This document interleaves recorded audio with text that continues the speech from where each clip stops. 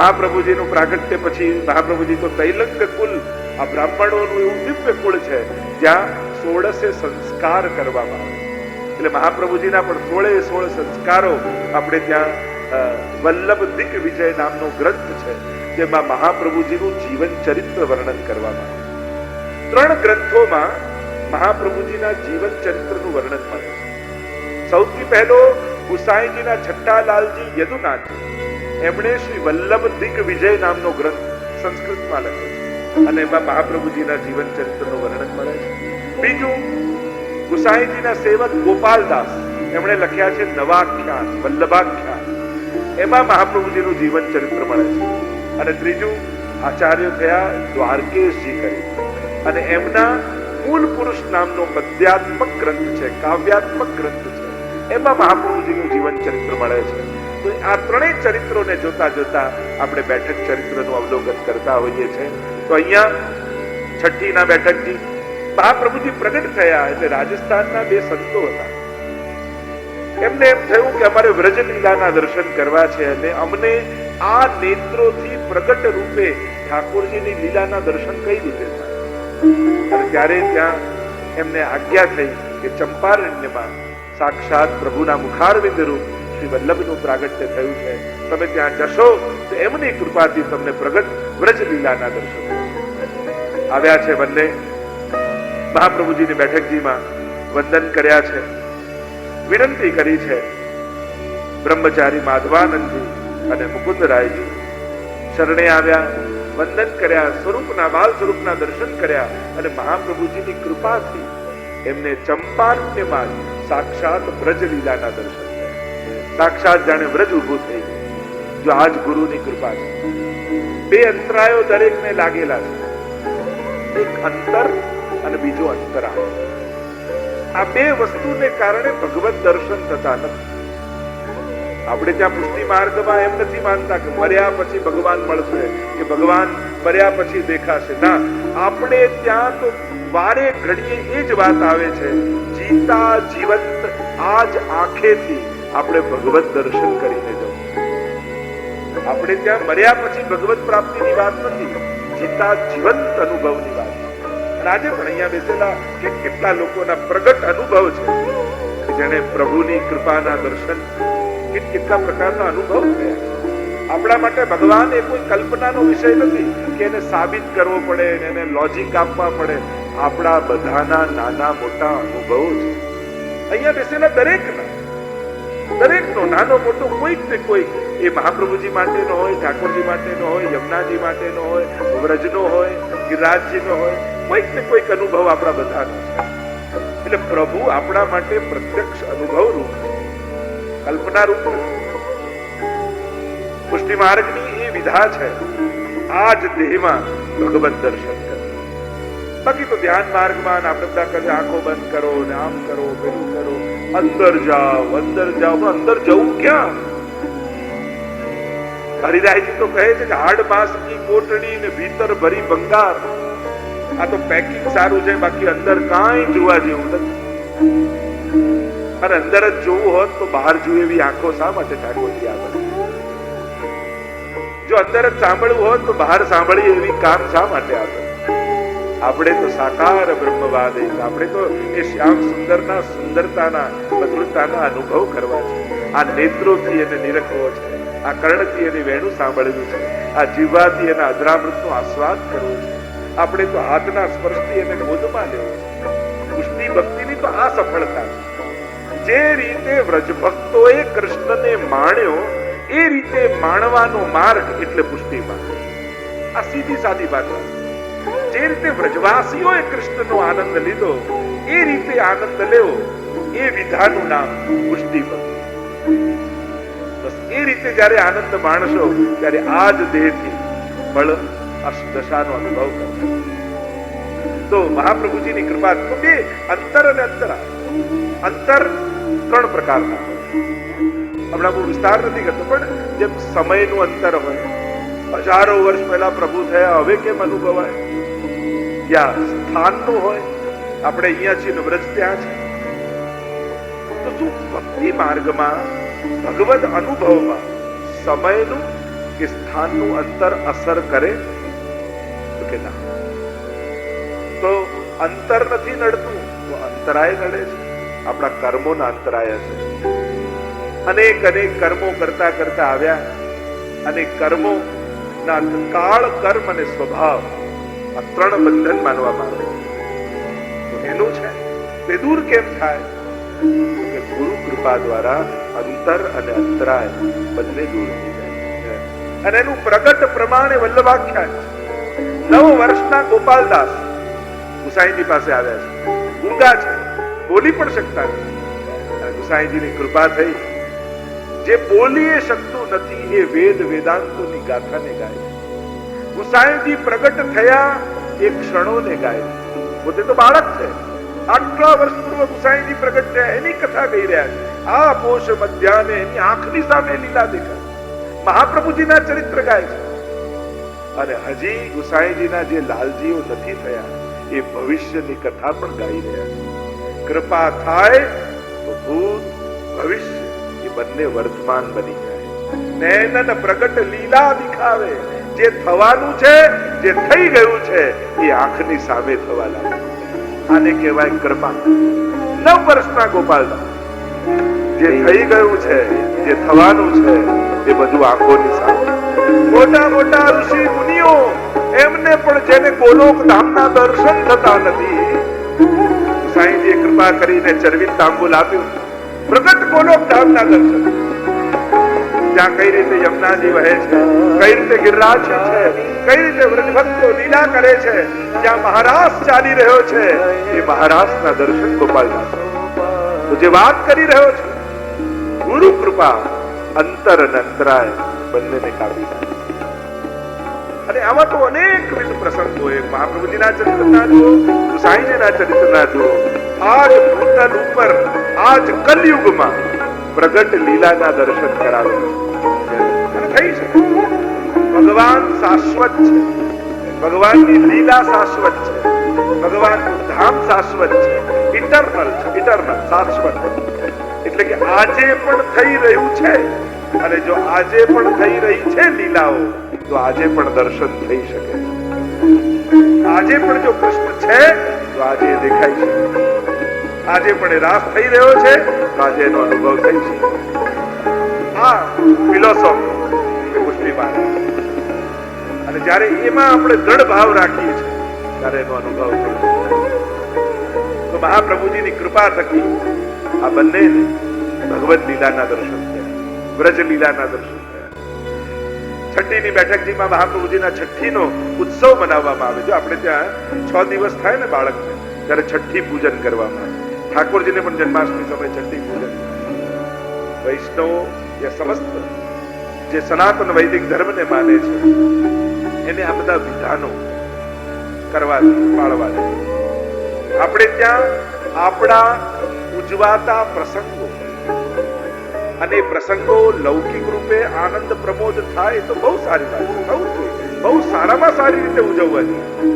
ઘણા લોકો આટલો લગ્નમાં ખર્ચ કરો, અરે પૈસા વાળા વાપરશે નહીં તો બધા સુધી પહોંચશે કઈ રીતે? એટલે પૈસો તો ફરતો રહે સારું છે. ખૂબ આનંદ પ્રમોદથી ઉજવો ને ક્યાં ના. પણ સાથે સાથે 2 વસ્તુ યાદ રાખો. એક, વૈદિક વિધાન. આપણે વિધિ વિધાનોનો તિરસ્કાર કરી દઈશું, સ્વીકાર નહીં કરીએ તો ધીરે ધીરે આ વૈદિક સંસ્કારો લુપ્ત થઈ. ભલે થોડું કરો પણ વૈદિક વિધાન બ્રાહ્મણને બોલાવીને કરો. વેદ મંત્રો દ્વારા આશીર્વાદ ગ્રહણ કરો, જેથી આપણા આ બધા સંસ્કારો જીવંત રહે. અને બીજી વાત, જ્યારે પણ સારો પ્રસંગ હોય ત્યારે ઠાકોરજીને પહેલા યાદ કરો. પ્રભુનો મનોરથ કરીએ, પ્રભુને દંડવત કરીએ, પ્રભુનું સ્મરણ કરીએ, ઠાકોરજી સંબંધી કોઈ મનોરથ કરીએ. આ રીતે આપણા પ્રસંગો ઉજવવાનો પ્રકાર એ આપણા માર્ગમાં છે, આપણી સંસ્કૃતિમાં છે. એટલે જ્યારે પણ આપણે ત્યાં કોઈ સારો પ્રસંગ આવે, સૌથી પહેલા ઠાકોરજીને યાદ કરવા. બીજી વાત, આપણે ત્યાં કોઈ પણ બ્રાહ્મણ જે જાણકાર હોય વૈદિક વિધાનના, કઈ પણ વિધિ જરૂર કરાવો. જ્યારે આપણે વિધિ નથી કરાવતા ત્યારે બ્રાહ્મણોનું પોષણ નથી થતું. પોષણ નથી થતું તો એ વેદ ભણવાનું છોડી દે છે, અને છોડી દે છે તો વેદો લુપ્ત થઈ જાય છે. એટલા માટે વિધિ વિધાનો કરવા. જ્યાં જ્યાં બ્રાહ્મણોના સંસ્કાર કેન્દ્રો આદિ ચાલતા હોય ત્યાં પણ આપણે જે પણ સહાયતા દીધી, બ્રાહ્મણો વેદને ભણે એનો પ્રયાસ આપણે કરીએ. આ પ્રકારના વિધિ વિધાનો આપણા જીવનમાં થોડું ઘણું પરિવર્તન કરી અને આ બધું જો સ્વીકારતા રહીશું તો આપણું જીવન કરે છે. ધર્મની ગ્લાનિ કેમ થાય છે? કોઈ આસુરી વૃત્તિઓ ધર્મની હાનિ નથી પહોંચાડતા, પણ સમાજમાં સજ્જન લોકો ધર્મના વિધિ વિધાનોને પડતા મૂકી દે ત્યારે ધર્મની હાનિ થાય. આપણે પ્રભુને યાદ ન કરીએ, આપણે વિધિ વિધાનોને સ્વીકૃત ન કરીએ તો આની હાનિ થવા લાગે. એટલે આપણે લોકોએ જ આમને જીવંત રાખવાનું છે. આપણા પ્રસંગોમાં આ બધું વણી. તો મહાપ્રભુજી પોતે આચાર્ય છે, એટલે છઠ્ઠી આદિનો પ્રસંગ મહાપ્રભુજીના જીવન ચરિત્રમાં એવી પ્રસંગ આવે છે કે મહાપ્રભુજી વેદાભ્યાસ કરવા માટે પધાર્યા છે. મહાપ્રભુજી ગાયોની સેવા કરે છે. એવું કહેવાય પ્રાચીન સમયમાં બાળકની પરીક્ષા કરવામાં આવતી. બાળક નાનું હોય ને તો એની આગળ તરાજુ રાખે, પછી એક કાગળ અને ખડીયો રાખે, હથિયાર રાખે, સાવેણી આદિ રાખી, જુદી જુદી વસ્તુઓ રાખે અને પછી બાળકને છૂટું મૂકવામાં આવે. અને એ જઈને પહેલી વસ્તુ જેને પકડે ત્યારે માનવું કે આ મોટો થઈને આવું કંઈક કાર્ય કરશે. એ વેપારી થશે, એ વિદ્યાભ્યાસ કરશે, કઈ રીતે ખારે. તો મહાપ્રભુજીના ચરિત્રમાં એવું વર્ણન આ બધું મૂક્યું અને મહાપ્રભુજીએ જઈને સૌથી પહેલા કાગળ અને ગ્રંથને પકડ્યું. જાણી ગયા પિતાશ્રી કે આ તો વેદોના અધ્યયન કરવા વાળા છે. સહજમાં 64 દિવસમાં 64 વિદ્યાને આપે પ્રાપ્ત કરી અને બાલ સરસ્વતીનું સન્માન આપને મળ્યું. બાલ અવસ્થામાં બાલ સરસ્વતીનું સન્માનિત મહાપ્રભુજીને કરવામાં આવ્યા. આ બધા ઘણા બધા પ્રસંગો મહાપ્રભુજીના જીવન ચરિત્રમાં વર્ણવેલા છે. તો આ છઠ્ઠીની બેઠકજીમાં આપણે મહાપ્રભુજીને વંદન કરીએ અને મહાપ્રભુજીને ત્યાં પ્રણામ કરી ધોતી ઉપરણા ધરી બોલો શ્રી વલ્લભાધીશ કી જય. 34મી બેઠક શ્રી જગન્નાથપુરીમાં મહાપ્રભુજી. તો આજ રોજ આપણે બેઠકજીને દંડવત કરાવતા હોઈએ છીએ. તો આજે 50 શરૂ કરીએ, કારણ કે આખું લાંબુ બધે જ પ્રથમ બેઠકથી જો ગાન કરવા જઈશું તો ઘણો સમય જશે અને આપણે કાલે 84 બેઠકની કથાનું વર્ણન કરવું છે. તો રોજના ક્રમ પ્રમાણે જે આપણે બેઠકજીને દંડવત કરીએ છીએ તો આજે 51મી બેઠકજીથી પ્રારંભ કરી અને 12 બેઠકજી એટલે 62 સુધી આપણે આગળ સુધી ગાન 61 મહાપ્રભુજીના બેઠકજીના એક સ્થાનોમાં રોજ બાર બેઠકજીને વંદન કરતા કરતા કાલે 84માં બેઠકજી સુધી આપણી યાત્રા પહોંચશે. ગઈકાલે જે દર્શન કર્યું હતું એ ચંપારણના પ્રાગટ્યના બેઠકજીના દર્શન પર નંદ મહોત્સવ મહાપ્રભુજીના પ્રાગટ્યનો ઉત્સવ કરતા કરતા આપણે કથાને વિરામ તરફ લઈ ગયા હતા. છઠ્ઠીની બેઠકજી ચંપારણમાં પ્રાગટ્ય બેઠકની પૂર્વમાં જ આવે છે અને છઠ્ઠીની બેઠકજીમાં આપણે મહાપ્રભુજીને વંદન કર્યા. આગળ 34મી બેઠક શ્રી જગન્નાથપુરીમાં મહાપ્રભુજી બિરાજે. પ્રાય લોકો યાત્રામાં જતા હોય તો કે ચંપારણ જગન્નાથપુરીની યાત્રામાં જઈએ, ચંપારણ જાય તો ત્યાંથી જગન્નાથપુરી પણ જઈને આવે. આ બહુ વિશેષ સ્થાન છે જગન્નાથપુરી. કારણ 4 ધામ જે ભારત વર્ષના હિન્દુ ધર્મના છે એમાંનું એક પ્રધાન સ્થાન એ જગન્નાથજી છે. અતિ પ્રાચીન મંદિર આ જગન્નાથજી. આપણા 4 ધામ ઉત્તરમાં બદ્રીનાથ, પૂર્વમાં જગન્નાથ, પશ્ચિમમાં દ્વારિકાનાથ અને દક્ષિણમાં શ્રી રંગનાથ. ઘણીવાર લોકો બાલાજી માનતા હોય છે કે રામેશ્વર કહેતા હોય છે, પણ જેમ 4 વિષ્ણુના ધામ છે 4 શૈવના ધામ છે. 4 જેમ કેદારનાથ, ભુવનેશ્વર, અહીંયા સોમનાથ અને દક્ષિણમાં રામેશ્વર એ મહાદેવજીના 4 ધામ કહેવાય. એમ વિષ્ણુના 4 ધામમાં દક્ષિણમાં શ્રી રંગનાથ આવે છે, શ્રી રંગજી. તો આમ પૂર્વમાં જગન્નાથજીમાં જગન્નાથ ભગવાન બિરાજમાન છે અને જગન્નાથજીનું એ સ્વરૂપ અતિ પ્રાચીન મંદિરોમાંનું એક મંદિર છે. શ્રી મહાપ્રભુજીને વિશેષ લગાવ જગન્નાથજી સાથે રહેલો છે અને ખાસ જગન્નાથજીની આજ્ઞાથી જ આપણે ત્યાં રથયાત્રાનો પણ ક્રમ સેવાના ક્રમમાં કરવામાં આવે છે. મહાપ્રભુજી પધાર્યા જગન્નાથજીના મંદિરમાં દર્શન કરવા માટે. એકાદશીનો દિવસ હતો અને જગન્નાથજી જાઓ એટલે ત્યાં સખડી પ્રસાદનો વિશેષ મહત્વ કહેવામાં આવે. જો આપણે ત્યાં દૂધધર અને સખડી આમ સામગ્રીને 3 પ્રકારમાં, અને ચોથું જો ફલાર એમ પણ કહી શકાય, યા નાગરી જે શેકીને થાય. જુદા જુદા ભેદ માનવામાં આવે. જે દૂધથી જ બને એ દૂધગર કહેવાય, જે ઘીમાં શેકીને બને કહેવાય એ નાગરી કહીએ છીએ. એ રીતે અનસખડી જે ઘીમાં ખાંડ અને લોટ આદિની વસ્તુ ભેગી કરી અને જે બનાવવામાં આવે એને અનસખડી કહીએ, જે મઠડી બુંદી આદિ. અને સખડી એટલે જેમાં અનાજ હોય, તેલ હોય, મીઠું હોય અને વરાળથી જેને બાફવામાં આવે એ બધા સખડીના ક્રમમાં આવે. એટલે આપણે ત્યાં સામગ્રીના આ સૂક્ષ્મ ભેદ અને એની પાછળ પણ જુદી જુદી ભાવનાઓ છે. તમે લોકો હવે 5 કોર્સ મીલ આવા જુદા જુદા ખાતા થયા. હમણાં પુષ્ટિ માર્ગમાં તો બહુ જૂના ટાઈમથી તમે ટેબલ પર ખાતા હવે થયા કે ડાઇનિંગ ટેબલ પર. પુષ્ટિ માર્ગમાં તો ઠાકોરજીને ભોજનની પાટ વર્ષોથી આવે. તમે ચમચીમાં હવે ખાતા થયા. આમાં તો 500 વર્ષથી જુદી જુદી ચમચો ઠાકોરજી આગળ મુકાય. અને કેટલું બધું ડિસિપ્લિન કે દૂધગર સકડીના હાથ અનસકડીમાં ન લાગવા જોઈએ, અનસકડીના હાથ દૂધગરમાં ન લાગવા જોઈએ, હાથ ધોવા જવું પડે. આખું એનો પણ ભેદ.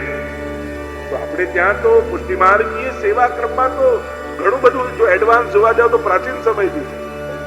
કોઈ વસ્તુ કઈ રીતે મુકાય, દૂધગર કઈ બાજુ આવે, અનસકડી કઈ બાજુ આવે, સકડી કઈ રીતે ધરવામાં આવે, એનું કોર કઈ રીતે સાનવામાં આવે, કેટલી બધું સુંદર વ્યવસ્થિત આપણે ત્યાં તો છે. પાછું મુખવસ્ત્ર હોય. આપણે એમ માનીએ છીએ કે હવે આ બધું હવે એડવાન્સ મોડર્નમાં, બાકી પુષ્ટિ માર્ગના જો ભોજનની ક્રમ તમે જોવા જાઓ તો તમને એમ લાગે કે હજી ઘણા પાછળ છો તમે લોકો. એટલું બધું એડવાન્સ છે. અને તમારા બધાના હાથ ગમે તે વસ્તુના ગમે તેમાં લાગી જાય. એ માર્ગમાં તો ટચે ન કરાય ના. સકડીના હાથ એ અનસકડીમાં નહીં, અનસકડીના હાથ, કારણ કે એનો ટેસ્ટ, એની સ્મેલ એમાં જતી રહે. એટલું બધું ચોકસાઈ પૂર્વકની વ્યવસ્થા પુષ્ટિ માર્ગના 550 વર્ષોથી. લીલો મેવો પણ ધર્યો હોય તો કઈ રીતે સાજીને શણગારીને ધરાય. જો કાલે પણ મનોરથ કેટલો સુંદર હતો. સુંદર લીલા મેવાની કેવી સુંદર રીતે એને સજા કરીને ઠાકોરજી આગળ ધરવામાં આવે, કઈ રીતે હાથ ખાસા કરવામાં આવે. આખો કેટલો સુવ્યવસ્થિત ક્રમ પુષ્ટિ માર્ગ. આજે દુનિયાભરના મોટા મોટા શેફ ભલે હોય, પુષ્ટિ માર્ગની સામગ્રીની તમે ગ્રંથો જુઓ ને તો ઘણી સામગ્રીના એવા નામ હશે કે એમને સાંભળ્યા નહીં હોય. ખાલી બેસન, ખાંડ અને ઘી મેળવીને કેટલી વસ્તુ બનાવી શકાય, મેદો મેળવીને કેટલી વસ્તુ બનાવી શકાય, એની કલ્પના ના. એવો ક્રમ પુષ્ટિ માર્ગની સામગ્રીઓનો ક્રમ. કેટલું બધું સમૃદ્ધ એક કલા રૂપે, એક સામગ્રી રૂપે આપણો પુષ્ટિ માર્ગ છે.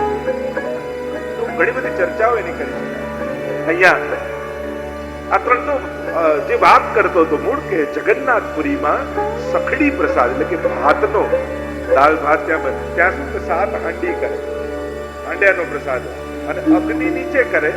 એટલે સૌથી પહેલી હાંડી ઉપર જે હોય ને એ પાકે, પછી એની નીચેની પાકે, પછી એની નીચેની પાકે, અને છેલ્લી જે અગ્નિ પાસે હોય ને એ છેલ્લે પાકે. એ રીતે આખો હાંડાનો ક્રમ ત્યાં કરવામાં આવે છે. સખડી ઠાકોરજીને આરોગાવવામાં આવે છે.